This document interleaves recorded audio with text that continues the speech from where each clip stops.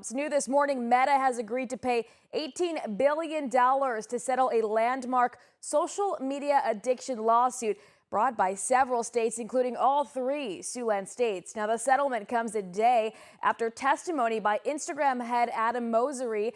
Meta CEO Mark Zuckerberg has also been expected to take the stand after numerous states sued the social media giant, arguing that their platforms were designed to be addictive and that the company violated federal privacy and consumer protection laws. As part of the deal, Meta will commit to establish daily limits and blocks on nighttime use for teen users, as well as enhance age assurance measures to prevent children from accessing the platform or age-restricted content available on the platform.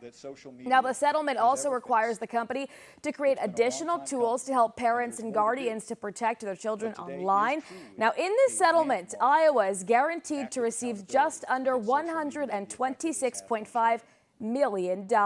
Iowa's Attorney General Brenna Bird reacting to the news this morning, saying in part, quote, "We must protect children from dangers of online addiction. We will audit Meta's compliance, prosecute online predators, and keep our kids safe.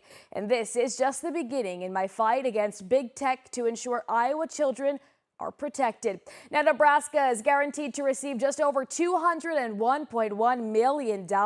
Nebraska's Attorney General Mike Hilger also reacting this morning, saying in part, quote, "We got into this fight to protect kids, and this settlement is a historic step in that direction. This agreement provides meaningful, real, and durable changes that will make a big difference in the lives of kids and their parents." Now, South Dakota will receive a minimum of $52.6 million.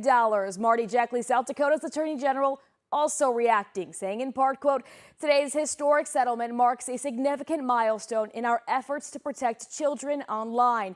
We have secured a record monetary award and meaningful safeguards for children and parents, setting the new national online standard."